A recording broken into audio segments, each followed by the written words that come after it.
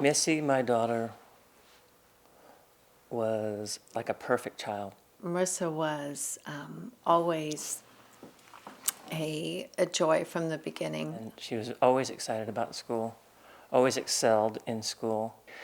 And then the last year especially, she began to withdraw. I never saw that side. I saw the side that she wanted me to see. Had she made it through maybe another 6 months or a year, she would have grown past those influences. She felt desperate to make a statement. And she made her statement, that's for sure. And there was a police officer in the driveway, and I said, "Do you know something about Marissa?" And he said, "Yes." I said, "Is it bad?" He said, "Yeah." And he said, "She took a taxi cab to the Golden Gate Bridge, and she jumped." And I said, "No, that's not possible. My daughter would never do that. You must be mistaken. You have the wrong girl. My daughter would never, ever do that." And he said, "She did do that. There was witnesses. She put her wallet down, and you can call the coroner's office to confirm it." I can tell you that the heartbreak, the heartache of losing a child to suicide is the most painful experience that anyone can ever experience. And I would give anything in the world to have my daughter back with me right now.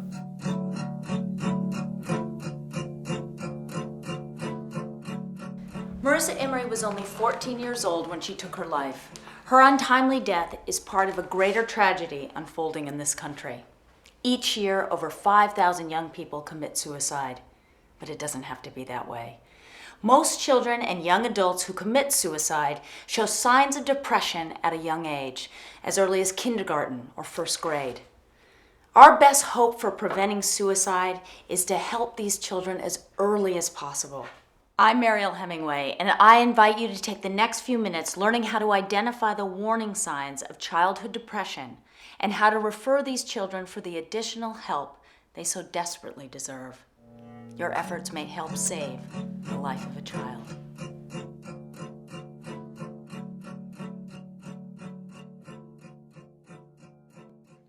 I've been a teacher since 1973. 30 plus years, always in early childhood education. I've been an advocate for young children my whole life. Because I've been a crisis coordinator on campuses, kindergarten through 12th grade, I've had too many times when I've been called out to a school where there has been suicide. We come to work every day with the intention of doing good things for children. If we think we can do good things for kids and not pay attention to their emotional state, not have in place the interventions that we can bring to fore early on, it's like we're running a race with our legs tied. When there's been a suicide of a student, the campus can feel like there's a level of agitation, and I guess you might say hysteria.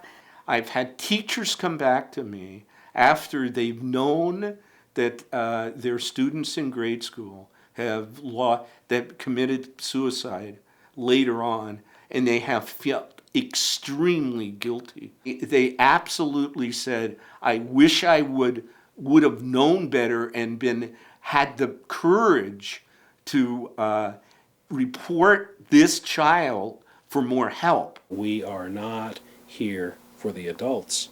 That what we do here is about what's good for kids, and it's not about whose fault it is. It's not about what people should have or could have done in the past for kids. It's about what's the child need today, and what are we going to do about it. The sooner you intervene on issues, the more impact that you're going to have. The earlier that you catch an issue, whether it's academic or emotional or any other issue, and address it in a sound manner, the more successful you're going to be, and the fewer resources actually it's going to require. Teachers aren't therapists. You don't have to know exactly what the problem is, but if there is some problem, it's more valuable to refer this child than to worry about the stigma of labeling this child. 80% of teachers I've worked with over the years, without any rating scales or standardized testing, they're right on the money. They know exactly what's going on with the children. What we're asking of teachers, not to be a therapist, not to be a psychologist, you don't need to evaluate the child to know exactly what kind of a disorder the child has. But if there is some indication, as I spoke about some of these symptoms, the teacher must refer the child. What I'm asking for is identify that this child is at risk. This child has some problem. You don't know what it is, and you're not supposed to know. We don't want to add any further responsibility to the teacher. Elementary school students with depression are often labeled as angry, aggressive, or sad and withdrawn. But these labels often mask a far more serious problem: depression that may lead to suicide if left unchecked. Not every student with depression will commit suicide, but every child who commits suicide battles depression. Considering that 1 in every 33 children suffers from depression, the chances are good that there's a child at risk in every classroom.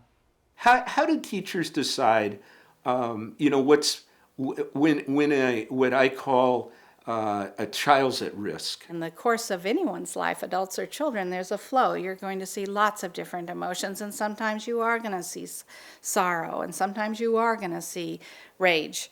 Those are normal. But when a pattern gets narrow and that's all you see most of the time, or a flatness or a mask that you cannot read the emotions, that's when you've gone from what normal emotions might look like to serious or concerning patterns. The major way of detecting symptoms is change in behavior.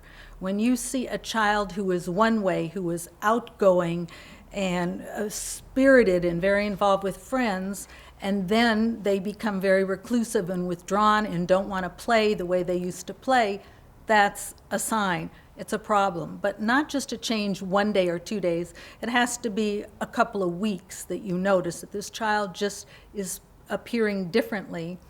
And also the reverse, a child who is very withdrawn all of a sudden becomes very outgoing and giddy and friendly. That is still a problem. Some of the observable traits that I see in my classroom, a sudden change in their personality, an inability to attend to task. Little feelers tend to go up, the hairs on the back of your neck. The signs that I often will encourage teaching staff and also classified staff to pay attention to are patterns of behavior and affect that a child may have, including patterns of irritability and aggression, as well as withdrawal and kind of a lack of being tuned into their appearance. Sad or mad, okay? And those are two sides of depression. Sad are kids that, a fancier word is internalizing. And those are the kids that withdraw, they don't have friends, they are lonely. They're so distracted by what's in their head and they feel so horrible that they're not able to focus on their schoolwork. And then there's also the opposite, that those kids who are depressed focus only on their schoolwork, and that's their little sanctuary. The internalizing kids, they're a little bit harder because they're the quieter ones, and they can drop through the cracks, if you will, and teachers don't notice them enough because the old thing, the squeaky wheel gets the most grease, obviously. Now, on the other side, the mad kids, so-called, are externalizing their feelings, acting out, causing trouble. The school, the classroom problem, if you will. And those kids aren't making friends at all. They're causing trouble, not following the rules. They're causing teachers havoc and oftentimes getting suspended, even in grade school. In young children in elementary school, aggression can look like irritability. It can also look like annoying behavior. They will pick fights at school. They'll be a troublemaker. There'll be usually a behavioral problem, and the teacher will think it's a behavioral problem and not a depressed child. Perhaps they've seen a drawing that disturbs the teacher, that looks violent or like it's violent toward a child in the drawing, or something the child has written that makes reference to some suicidal ideation, some idea of that the word kill or die is in the artwork or in the written work. Children who are depressed seem to have a greater incidence of artwork that's black and scribbly and often depicts death, and they talk about death and suicide. Those who choose to write poetry or little stories, and they will very often include something about death. These are high warning signs. Identifying kids with depression is only the first step. The next step is to refer students for appropriate assessment. Referral is not without its challenges. Teachers may be asked to speak with parents, report to administrators, and confer with counselors and psychologists. But every school can or should have a protocol to make referral as easy as possible. I think teachers would be hesitant because we're afraid of overstepping ourselves. It's a very, mental illness. You're questioning the soul of their children. And when somebody attacks your child, it's attacking you. I think sometimes teachers are a little worried that they may look less expert if they're asking for help, when in fact, it is the expert teacher that does pull in resources. It is the expert teacher that does notice the child having needs and brings the resources to them. And it takes a lot of time, if you think about it. When you start talking about kids and social emotion problems, the teacher may have to talk to the parents and the families at home or all of that, and become the social worker for the family. Just like teachers have to learn how to run a conference with care and etiquette, I think there's an etiquette to taking care of the mental health of the children, but there's a point in time where you have to get beyond yourself. It's like referring a child for child abuse. Sometimes we read it all wrong. It truly was a bicycle accident. I think it's important, too, for teachers to understand that they shouldn't worry about possibly identifying a kid who may not need that help. It's better to have a false positive. It's better to go ahead and identify a kid who really doesn't need the help. Have those professionals take a look and say, well, I think everything's okay, than to miss a child who possibly needed that. There are teachers who will feel like they don't want to bother other people, or maybe they don't trust their own instincts. I guess one of my messages, do trust your instincts. It's better to build a child than reconstruct an adult. Oftentimes it takes special teachers that are not afraid of getting deeper into the emotional pond. I think the principal has a responsibility to be sure that every teacher is aware of the protocol, that every teacher knows what to do if they have a question. Obviously, the first place is to be sure that the protocol exists at the school. The school has to be strong and tell the parents that perhaps there is no concern, but the child does need to be evaluated. There is a concern, and we at the school want to know what's really going on. I'm hoping that teachers realize that it's never too soon to get these children help. The goal is that we as teachers, as educators, if we save one life, it's as if we've saved the world. Just last week, a couple stopped me at night on a street and said, "Are you still working at the school?" And I said, "Yeah, I am." And they said, "When you came to our house and did that home session, that made such a difference. Do you realize where our son and daughter are now?" And then they tell me about, they're finishing college and they're starting these wonderful careers. That's a part of the treasure of doing the work. Anything that the schools can do to be aware of a child's decline emotionally is critical. To think about what it would take for Marissa to commit suicide and jump off the Golden Gate Bridge it's almost unfathomable. Our society has a lot to gain from Marissa's story. Unfortunately, she's gone. She's not here. But the love endures. And I know any one of those teachers would give anything, as I would, to have her back. For Marissa and thousands like her, it's too late. But by simply identifying and referring troubled students for further evaluation and assistance, you can make all the difference in the life of a child. For all of us who have lost loved ones to suicide, I thank you for your concern, commitment, and care.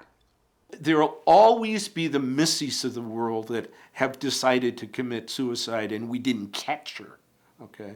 But if you, the teacher, could intervene, have the courage and strength to get involved at that level in her life and do something about it, just think of what it would be like for you to know that, like, you changed one person's life and kept her alive.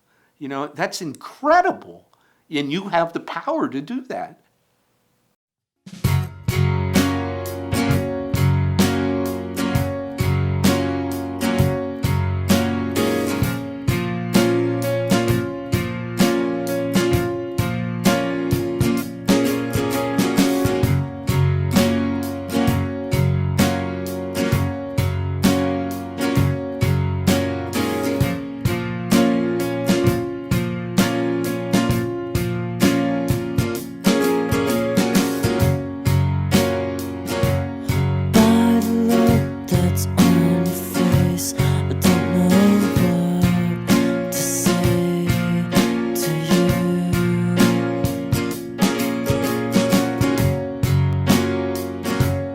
It's a